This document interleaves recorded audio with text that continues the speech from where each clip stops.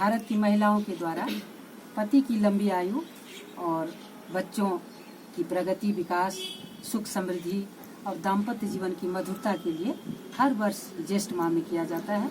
ज्येष्ठ माह की अमावस्या को उत्तरी भारत में और ज्येष्ठ माह की पूर्णिमा को दक्षिणी भारत में। वैसे तो किसी भी देवी देवता का पूजा किया जाए, भाव ज्यादा महत्वपूर्ण होता है विधि विधान और इंतजाम से, क्योंकि भगवान तो भाव के भूखे होते हैं। इसलिए भाव सहित इसकी तैयारी करनी चाहिए। इसलिए एक दिन पूर्व ही, पर्व के एक दिन पूर्व ही नहाए खाए होता है इसमें, जिसमें स्नान किया जाता है बाल धो करके, और उस दिन सात्विक भोजन किया जाता है ताकि मन की पवित्रता बनी रहे, सात्विकता बनी रहे। एक दिन पूर्व ही पूजा का सारा सामग्री की व्यवस्था कर ली जाती है, जिसमें ये पंखा बांस का जो बीएन होता है ये आवश्यक है, इसलिए इसको लाना पड़ता है बाजार से। ऐनक चाहिए, अंकुरित चना, सभी फल, श्रृंगार का सामग्री, मिष्ठान, मधुर, जितना भी पूजा का सामग्री होता है वो इकट्ठा करके इंतजाम करके रखना चाहिए।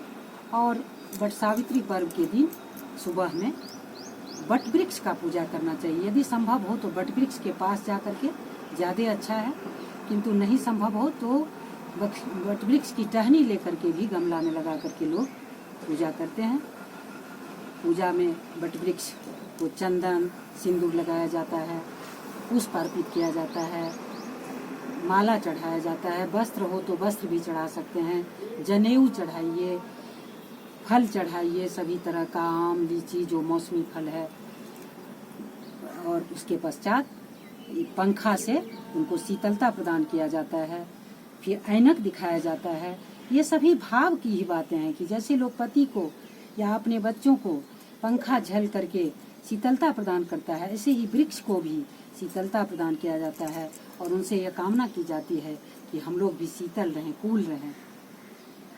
ऐनक दिखाया जाता है, जैसे कि लोग अपने श्रृंगार के पश्चात खुद ऐनक देखते हैं, पति को भी दिखाते हैं, ऐसे भी भगवान को भी ऐनक दिखाया जाता है।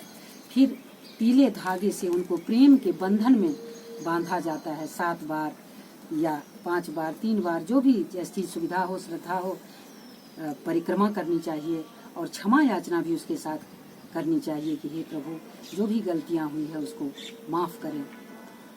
फिर वट वृक्ष का ऐसे करके गले भी लगा जाता है, उनको प्रेम अर्पण किया जाता है, समर्पण किया जाता है अपने आप को।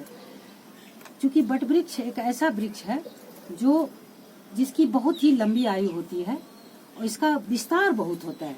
तो सभी महिलाएं भी चाहती हैं कि मेरे पति की आयु लंबी हो, हमारे परिवार का विस्तार हो। और इसकी एक खासियत होती है कि अकाल में भी इसका विनाश नहीं होता है, ये जीवित ही रहता है। ऐसा कहा जाता है कि प्रलय काल में जब सब कुछ जलमग्न हो गया था, तो उस समय भी वट वृक्ष के पत्ते पर ही भगवान श्री हरि विष्णु बाल मुकुंद रूप में इस पर मंद मंद मुस्कुराते हुए शयन कर रहे थे। इसीलिए वट वृक्ष का महात्मा है इसमें, और वट वृक्ष के समक्ष और वट वृक्ष की पूजा महिलाओं के द्वारा की जाती है। इस दिन पूरी श्रद्धा के साथ महिलाएं पूजा करें और अपने सुहाग के मंगल के लिए, सुहाग अखंड रहने के लिए प्रार्थना करें। हम लोग ऐसा करते हैं तो वट वृक्ष का आशीर्वाद प्राप्त होता है। ऐसा कहा जाता है कि वट वृक्ष के जड़ में ब्रह्मा, त्वचा में विष्णु और शाखा में शंकर और पत्ते पत्ते में सभी देवों का निवास होता है। इसलिए वट वृक्ष का पूजा करने से न केवल वट वृक्ष की पूजा होती है, बल्कि सभी देवों की पूजा हो जाती है। इसलिए हम लोग सभी पूजा करते हैं और यह कामना करते हैं कि हम सबों का मंगल हो। जय वट वृक्ष देव, जय वट वृक्ष।